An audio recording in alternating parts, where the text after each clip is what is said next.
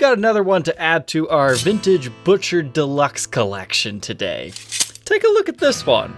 From first glance, we can see it's been routed for 3 pickups. We've got a Bigsby, it looks like maybe even a refinish, a bunch of changed plastics, something going on with our toggle switch. There's a whole lot of fun to discuss here today.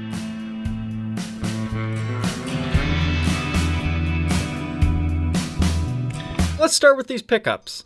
At first, I thought, that's 3 humbuckers, but then you realize that middle one is actually a single coil. It looks like they have some sort of foam around it to keep it in place like it used to have a humbucker. Your neck pickup is upside down, so maybe they're going for an out-of-phase Peter Green-esque tone. And then their bridge pickup is also upside down. You can tell that because of the pole pieces. Those are supposed to be down here. So that's a really quirky setup.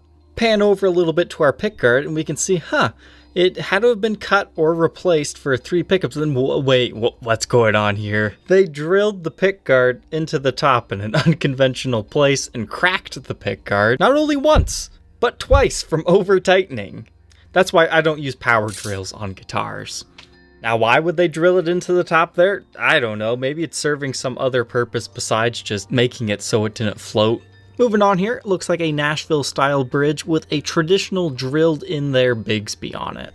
So short of a snake bite, you should be able to convert that back to stock should you wish to. The vintage knobs have been replaced with kind of the golden amber top hats. But take a look at the selector switch. I'm digging this. It kind of gives me an Ace vibe, because that is Saturn right there.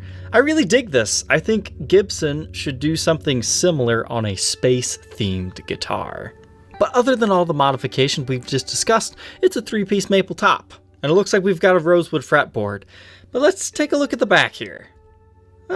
Okay. So it looks like the body's edges have been beveled a little bit, so a little bit of sanding has been done here. A bunch of the finish has been taken off, and somebody took the finish off the neck. Lots of players that use these professionally, gig them nightly, they'll do that because it makes the finish a little bit less sticky. And I can see replace tuners with locking spurzels. Let's see what I might have missed. This is the whole reason why I wanted to feature this guitar. They took the neck heel and they just sanded it all away because they wanted the upper fret access. You can see they also shaved down this corner a little bit, but that is a ballsy move. But something else you can see in this photo is this was a pancake body, which makes sense for the era that they're saying it's from, 1975. But you're gonna notice something else isn't quite adding up besides the rounded off corners. They shaved the body down considerably. So they almost transformed this into a Les Paul Custom Light, before those things even existed. In this photo, you can really see just how much of that heel they shaved off. And it looks like this thing has also been refretted. So if you thought my shaved down Les Paul Special was an anomaly, it just shows somebody else did it before. This guy just did a slightly better job. So is that all the craziness on this guitar, or is there anything else? Well, we've got a little bit of a mix match here. It says standard on the truss rod cover, but it says deluxe on the serial number decal. Now, Gibson used these decals from 1975 until 1977, when they finally came out with the traditional serial number system that's still used today. But sometimes it is possible to find mix matches, where it'd be a deluxe that was custom ordered as a standard. You're kind of close to that era right now, but I'm fairly confident that this started as a Les Paul Deluxe. And as we were talking about earlier, it looks like we've got Spurzel tuners on here. There have been so many tuners on this thing. But what boggles my mind are these. Somebody would have had to have installed Schallers upside down in order to get screw holes right there. But it almost looks like maybe Grovers were in here at one point in time too, because these larger patches of wood filler or whatever they used makes me think there were multiple screw holes right there. And this thing started life as a factory second. And the nut has kind of been shoddily replaced by the looks of things. But how's our electronics doing here? Not so good. Looks like an amateur got a hold of this one. Or there's just been a lot of stuff in and out of here. But, surprisingly, despite everything else that has been replaced on this thing, it looks like we still have our original pots in here. I figured that would have been the first thing to go. It also leads me to believe that most of these modifications were done when this guitar was, fairly new, within 10 years old. But now, what are the pickups in this thing? Well, we've got a made in Japan humbucker, but it looks like we do have one T-top in the bridge. But unfortunately, the seller didn't show us what the middle pickup was. Oh, and this is what the toggle switch cavity now looks like. It looks like mold and fungus just growing in there. That's just old foam that's kind of been broken down and was probably originally green anyways. You can see additional routing was also done right here for that Saturn switch. If you're gonna modify a guitar, you might as well just go all out, right? Well, the asking price was $1,650.85 shipping. Cool, fun vintage player with a story. Guitar number 2 is actually something I saw on Facebook tonight. It is some sort of a tribute to John Lennon here, and they even have his signature Charlie Christian pickup in the neck, and then they still have the regular dog ear P90 there, but then they have like the artwork of his face. It's an all-white guitar. They paint it over the pickguard itself, and then on the back they have a peaceful dove. And of course, they had to do this extra route back here to fit the Charlie Christian pickup in there. Those things are big. And then, oh my, did they add a toggle switch? Yeah, they did. I did not even realize that until I saw that. And back here, look, ooh, sweet Antigua Telly, the fool. This is a Gibson Les Paul 2015 custom Woodburned, as described by the seller here. I mean, you've got kind of like a zebra stripe thing going on, but at the same time, it's like kind of psychedelic. I mean, it moves if you look at it at different angles. It's kind of interesting.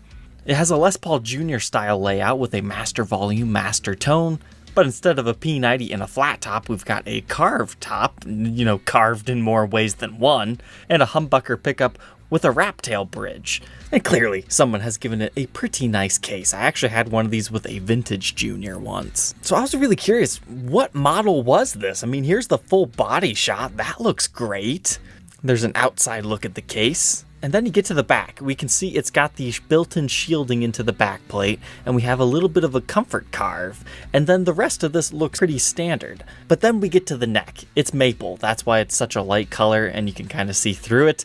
And you get a little bit of flame figuring, not a lot.